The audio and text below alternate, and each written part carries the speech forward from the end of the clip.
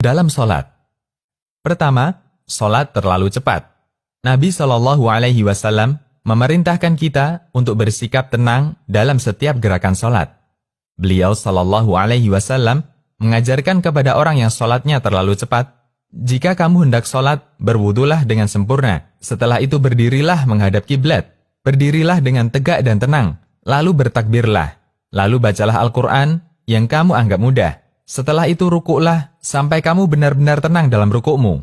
Lalu berdirilah i'tidal sampai kamu benar-benar tegak berdiri. Setelah itu, sujudlah sampai kamu benar-benar tenang dalam sujudmu. Lalu duduklah sampai kamu benar-benar tenang dalam dudukmu. Lalu sujudlah sampai kamu benar-benar tenang dalam sujudmu. Setelah itu duduklah dengan tenang. Dan lakukanlah seperti itu dalam semua salatmu. Muttafaqun alaih. Kedua, melakukan gerakan yang berlebihan. Para ulama menyatakan bahwa gerakan yang berlebihan dan diulang-ulang tanpa kebutuhan bisa membatalkan sholat. Imam Ibnu Utsaimin menjelaskan, gerakan dalam sholat bisa membatalkan sholat jika 1. Dilakukan terlalu banyak. 2. Tidak ada kebutuhan. 3. Berturut-turut artinya tidak terpisah. Jika gerakan yang banyak tersebut dilakukan secara terpisah-pisah, maka tidak membatalkan sholat. Jika ia bergerak 3 kali pada rakaat yang pertama, kemudian bergerak lagi 3 kali di rakaat kedua, kemudian bergerak 3 kali juga di rakaat ketiga, dan bergerak juga 3 kali di rakaat keempat, yang jika gerakan-gerakan ini digabung, tentunya banyak gerakannya. Akan tetapi, tatkala gerakan-gerakan tersebut terpisah-pisah, maka jadi sedikit karena terpisah pada setiap rakaat, dan hal ini tidak membatalkan sholat. Syarhul Mumti'. Ketiga, mendahului imam atau membarengi imam. Nabi SAW menjelaskan bahwa imam itu ditunjuk untuk diikuti. Kita ruku setelah dia ruku, dan kita sujud setelah dia sujud, tanpa mendahuluinya.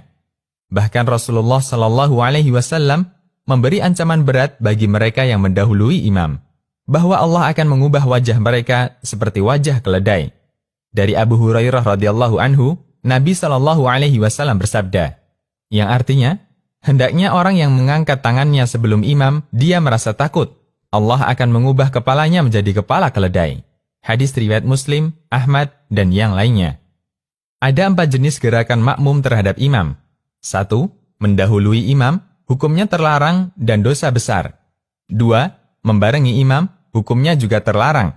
3. Terlalu telat dari imam, seperti terlalu lama sujud, sementara imam sudah tasyahud. Ini juga dilarang. 4. Mengikuti imam. Inilah yang benar. Makmum bergerak setelah imam sempurna bergerak. Dalil bahwa para sahabat tidak membarengi imam adalah hadis dari Al-Bara' bin Azib radhiyallahu anhu. Beliau menyatakan, kami dahulu salat di belakang Nabi SAW. Apabila Nabi mengatakan, Sami'allahu liman hamidah, maka tidak ada seorang pun di antara kami yang menyondongkan punggungnya, sampai Nabi SAW meletakkan dahinya di tanah. Muttafaqun alaih. Keempat, melakukan sujud yang salah. Seperti tidak meletakkan 7 anggota sujud di alas, termasuk hidung. Nabi SAW memerintahkan kita untuk meletakkan 7 bagian badan ke tanah saat sujud. Dahi, hidung, 2 tangan, 2 lutut, 2 kaki. Namun ada sebagian masyarakat yang mengangkat kaki saat sujud dan berakibat menjadikan salahnya sujud.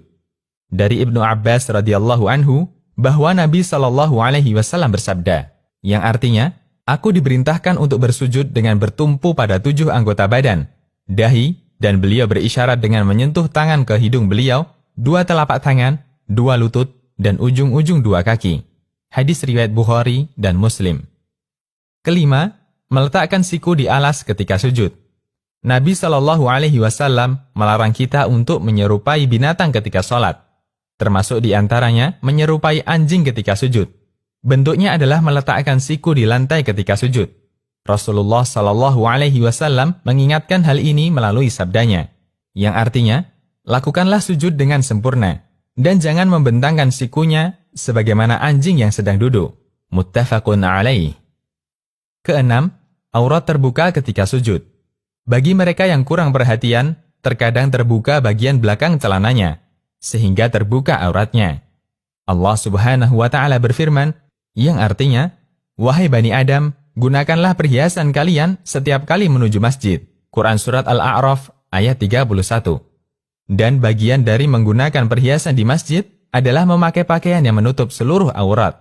Jika ada orang yang merasa auratnya terbuka, dia harus segera menutupnya agar sholatnya tetap sah.